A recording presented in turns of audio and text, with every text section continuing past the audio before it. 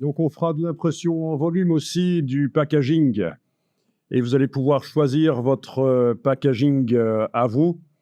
Packdora.com. Packdora.com, il faudra aller voir sur Packdora. Et vous avez modèle et gabarit.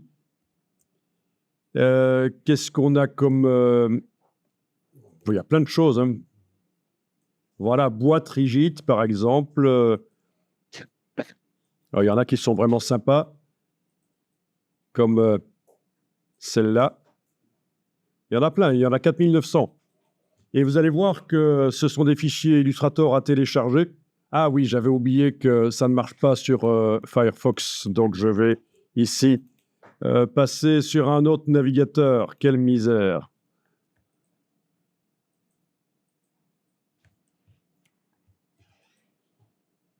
Donc, modèle et gabarit, je suis sur Chrome maintenant. Modèle et gabarit, boîte de rangement. Voilà, c'est pas ça que j'avais pris. Boîte pliante. Ok, j'en avais trouvé un bien tout à l'heure, mais je ne sais plus où il est. C'est pas grave. Ah, c'est celui-là, peut-être. Voilà. Enfin, ils sont tous bien. Et vous allez voir, ce sont des fichiers Illustrator dans lesquels il y a un tracé pour le bord perdu. Donc, l'illustration, on la met jusque-là. Bien sûr, techniquement, on peut l'imprimer au-delà, mais on perd du temps. On a un tracé de découpe ici en bleu. Et on a des plis. Ce qu'on appelle le rainage. Voilà. Et vous avez la possibilité donc de télécharger ça au format Illustrator PDF. Donc, c'est modifiable dans Illustrator en plus. Les dimensions sont modifiables. Si on veut personnaliser, on pourrait par exemple modifier 80 à la place de 100. Et ça va régénérer le tracé, voilà. Largeur 120 à la place de 150. Voilà, vous voyez, ça modifie le tracé. Vous avez l'explication sur la manière de déplier le produit. Wow. Ça, c'est assez pratique. Mais alors, on peut le voir en 3D aussi. Parce qu'il y a une partie conception 3D. Voilà. Où on peut tourner l'objet, l'ouvrir, le fermer. On peut même coller des choses sur lui pour refaire le design. Mais dans la suite Adobe, il y a un autre logiciel qui permet de faire des choses similaires aussi, c'est Adobe Dimension. Oui. En tout cas, voilà, ça c'est intéressant. Oui.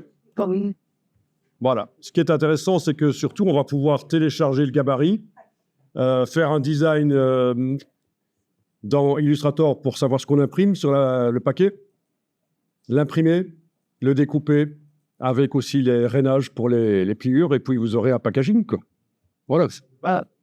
Bon, à partir de demain, on peut faire ce genre de choses, oui.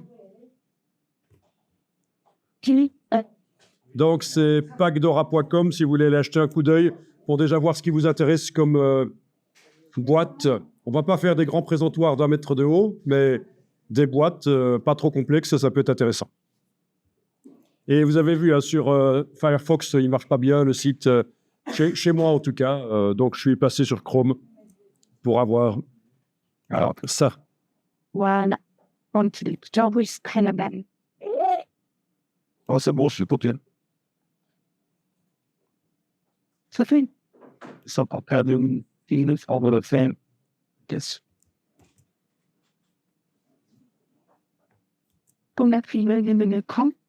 Prévoyez quelque chose qui peut s'imprimer sur du papier, sur du carton pas trop épais quand même. Hein. Oui. Parce que voilà, le support pour les verres ici, ça demande de l'épaisseur. Hein. Actuellement, on est à 1,5 mm quand même, c'est pas trop. C'est pas trop, ça va. Vous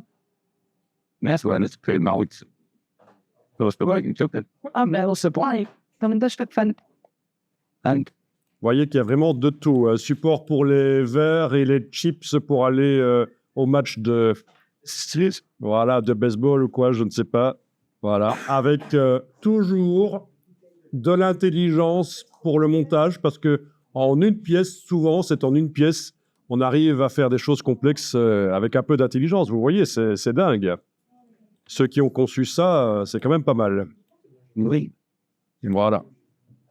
Avec la possibilité de modifier les dimensions, même en 3D ici. Hein. Je peux modifier, par exemple, je veux 400 de longueur au lieu de 250. 400 appliqué. Voilà. Comme ça, il y a place pour beaucoup plus de chips. Donc, c'est assez génial. Trop bien fait.